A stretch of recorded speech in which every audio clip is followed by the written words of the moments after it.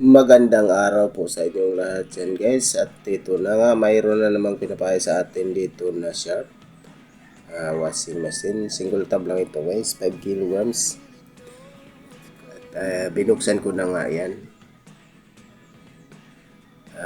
Iniwan lang ito dito pala sa shop na wala po guys. Kaya tingnan na lang natin kung ano ang sira dito. At sinimulan ko na nga yung buksan dyan guys. At una nating nakita ay maluwag na yung pump-belt niya. At okay pa naman yung gear case at malinis pa yan. Tinisting ko na nga yung wire guys kung buo pa ba yung makina. Dyan lang tayo nag-tester sa labas at ikutin lang natin itong timer. Ayan na, at okay pa yung motor kasi pumapalo pa yung tester natin. At yan ay sira na pala yung wire niya kasi kinain ng mga daga-daga doon sa kanila siguro. Kaya magpalit na rin tayo dyan ng wire. At yung kapasitor niyan guys ay sira din, sumabog yung kapasitor. Kaya yun ang palitan muna natin.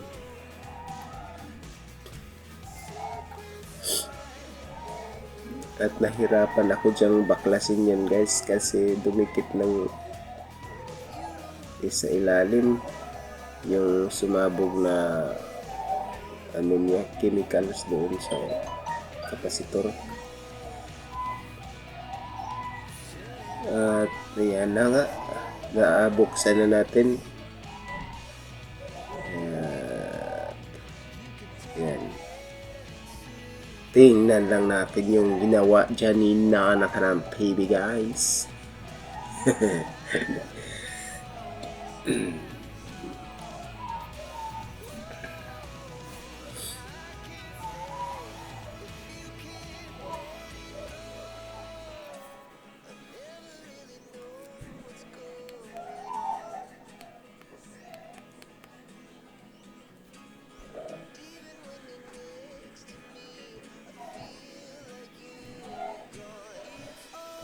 Siya nga pala guys na tagalan ako sa pag-upload ng video kasi medyo na-busy ako nung simba. Kaya pasensya na kayo mga idol. Ngayon ay balik tayo. Kasi sayang naman yung channel natin na monetize na. Hindi natin may pagpatuloy.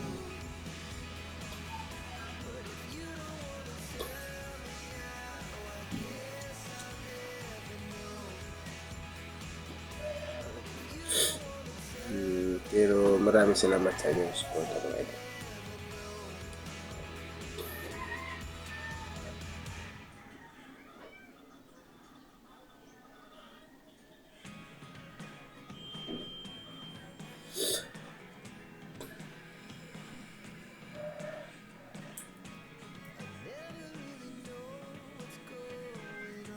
Yan na wire na ipapalit natin dyan sa sira na wire.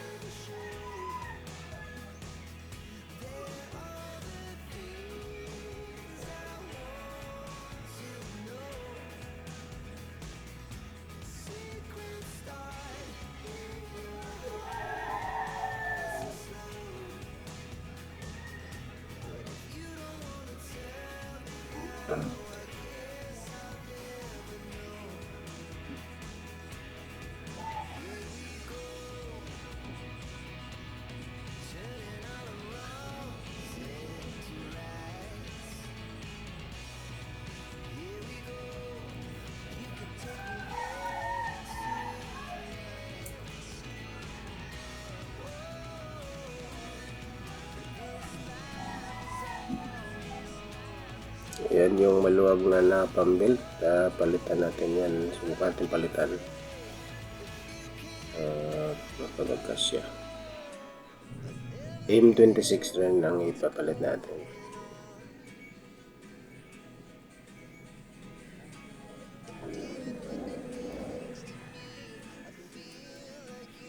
Maingay na yung mga motor dito sa amin guys.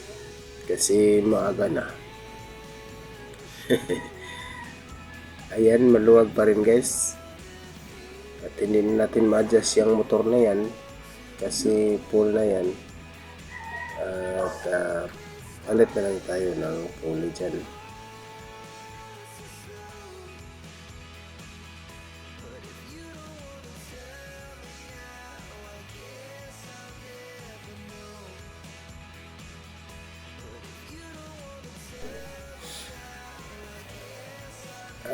Palitan natin ng pulley yan guys kasi maliit yung lata na pulley. Itong alloy na pulley ang palit natin. Maliit ang sa ano niya, yung distance niya sa yung lagyan ng pambelt maliit. Ayan. Ayan. So lagyan natin yung pareho lang naman yan ng butas sa kanyang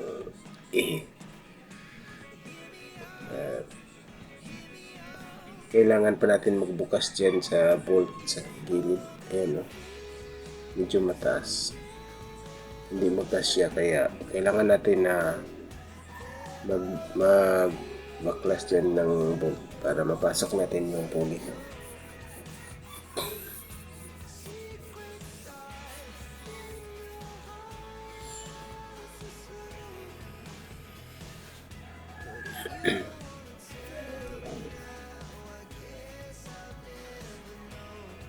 Ayan na.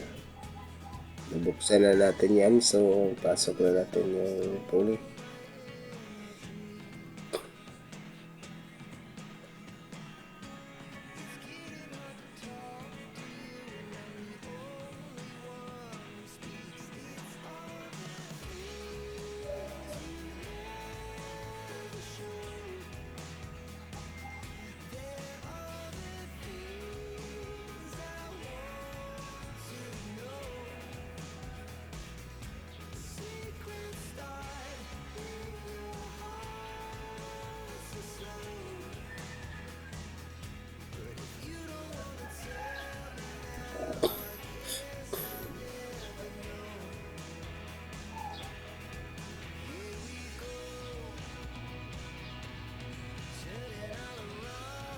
Lagyan mo natin ang bolt para maayos yung pag-testing natin. Yan. M26 yung nilagay ko dyan na pambelt. Subukan natin kung tamang-tama na.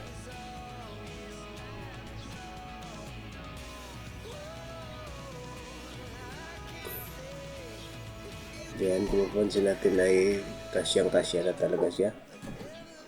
So, okay.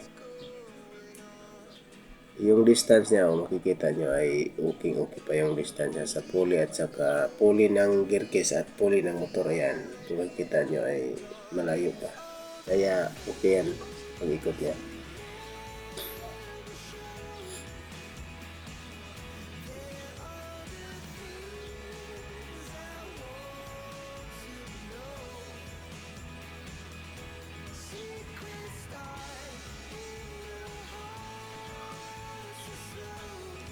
So, tinisting ko yung isang kapasitor na kinabit natin, pero ayaw dumana yan. Umuugong lang, kaya magpalit tayo ng bagong kapasitor. Ayan, yung bago ang ipapalit natin kasi sira pala yung naikabit natin na sikanhan na kapasitor. So, ayan, bagong kapasitor na yung ikinabit natin. 11 UF din yan.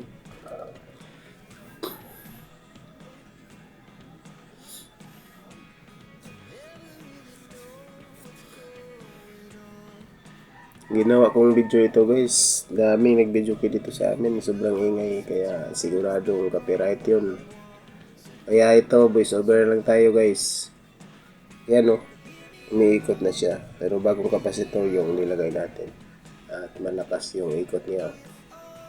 Yan. Sobrang lakas.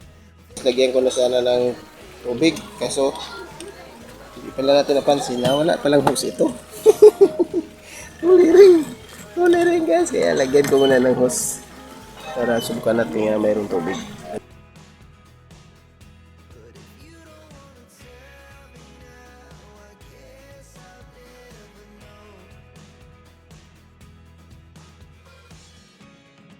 Pero malaki yung puno ng hose na nabili ko.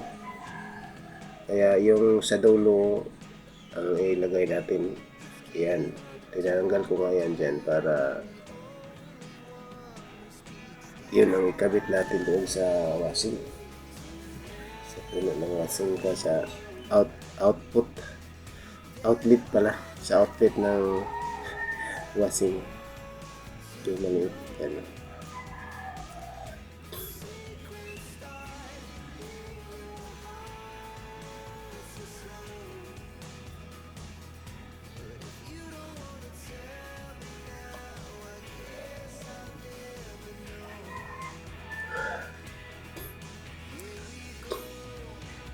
Yan, lagyan natin ng rugby na hupas yan.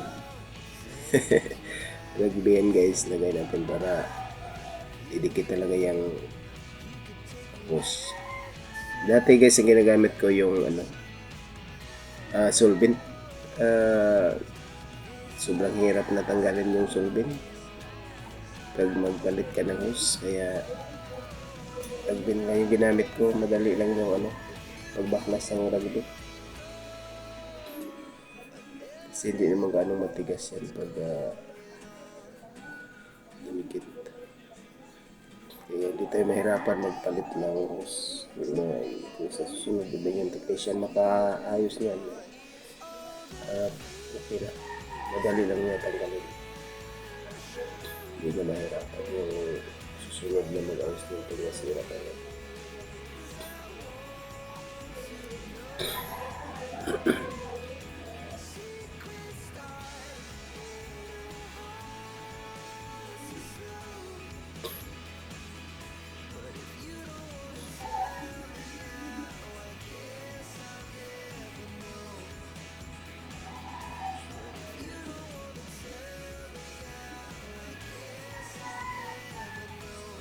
Lagyan natin ng tie.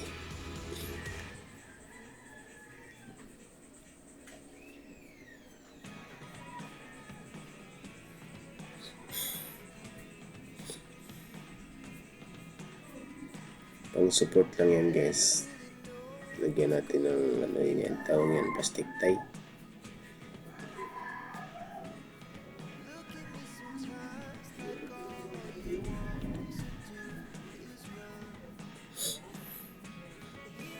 Yan.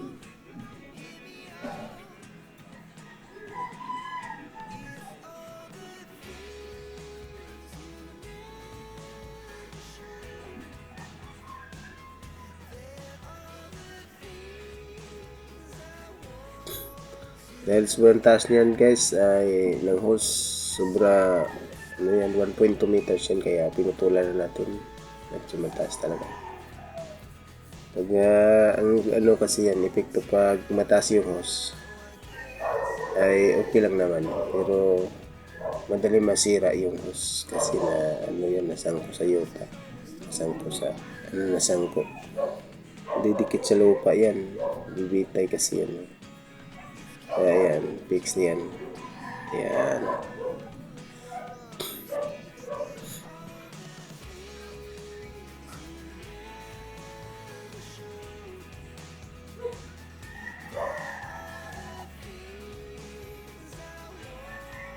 So, pinatigas ko muna yan guys. Kasi, basa pa. Pero, yun pinaikot ko pala sinaksa ko yan. At okay na siya. Nilagyan ko na yan ng tubig. Kasi, para masubukan natin kung malakas pa talaga yung equipment ko ba yan. Dito yung tubig, sobrang lakas. Tumalsik-talsik talaga yan.